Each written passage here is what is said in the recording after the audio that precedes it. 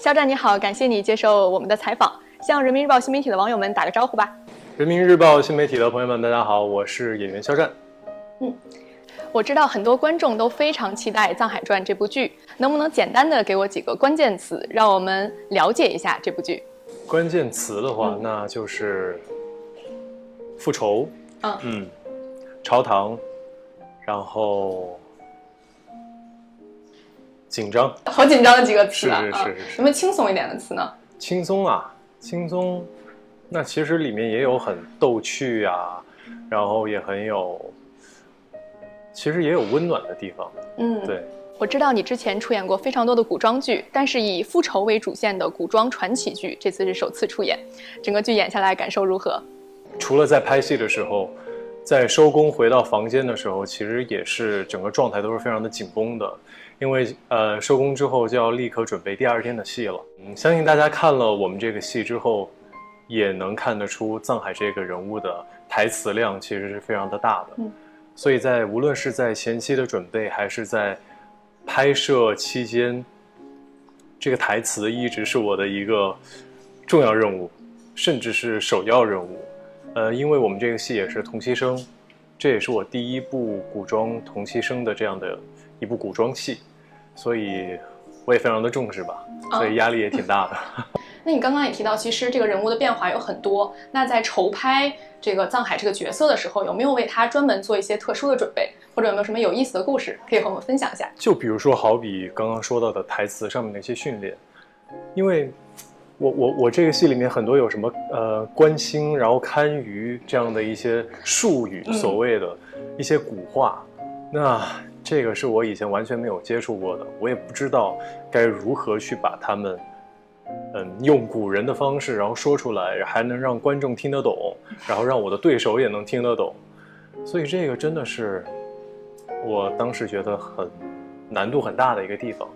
所以也是跟导演在现场，也是我们会针对台词的哪个重音，或者是哪个词要怎么调整，不停的去做一个调整在现场。对，那还有其他的一些准备的话，就是去找人物的这个状态吧，需要把人物的这一个从头到尾的人物的成长线，然后去把它细化出来。所以我自己在准备的时候做了一个很详细的一个类似于像 PPT 的这样的一个列表，对，然后去像一个生命图一样，这个人物在进行到哪一步，他的心理状态是什么样子，然后他发生了什么样的一个案件。然后什么样的剧情，他这个时候的人物关系是什么样子，然后跟每一个人物的距离感是什么样，所以都要做一个很详细的一个划分。因为我们在拍的时候其实也是跳拍，你不知道明天会拍哪一坨，所以我需要在拍摄的时候很准确的找到人物在当下的这个状态。所以说其实你为藏海这个角色，相当于他的每一分每一秒你都做了非常详实的准备可以这么说吧，我尽力了。有没有什么特别有意思的故事在拍摄的过程中可以跟我们分享一下？其实我们每天都在乌漆麻黑的那个棚里面，关在那个墓道里面，我有时候经常会拍到忘记几点，我有时候就想，哎呀，拍完了去那个吃口东西吧，一看已经晚上了，我还以为是下午，所以有时候经常会拍到忘记外面是天黑还是天亮。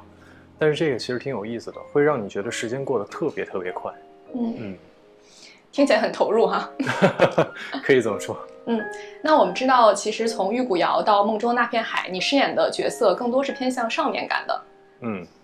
但是藏海这个角色向我们展现了其实非常复杂的人性特征，善良、悲悯等等这种很鲜明的性格特点，都是他的一个角色标签。相比于之前的一些古装剧，你觉得这次你的表演方式有没有什么不同？我觉得最大的不同就是要在很多时候收着演，就是它又不能太浮夸，但是它又不能没有，所以很多时候我也会拍完一条，然后去监视器跟导演讨论，说这个度行不行？要再出来一点，还是要再收一点？对，这个我认为是这个《藏海传》在拍摄的时候我做的跟之前的戏最大的区别。在预告片里有很多观众觉得藏海的歪嘴笑、眼神杀特别的带感。歪嘴笑，歪嘴笑是什么？啊，你没注意到这个吗？没有。很多网友说觉得中间一些片段的歪嘴笑，然后眼神戏很带感。我有点好奇啊，我想知道这是剧本设计的，还是你当时临场发挥的？剧本应该没有设计说这里歪嘴笑，然后歪嘴笑啊怎么样？可能就是当下的生理的一些反应，对，然后直接就给出来了。因为我一般在拍戏的时候，我不会去设定说我在这里可能我会有一些歪嘴笑，或者是有一些发狠的眼神，可能更多的是会把自己当下人物是一个什么样的状态，发生了什么样的事情，情绪是什么样子，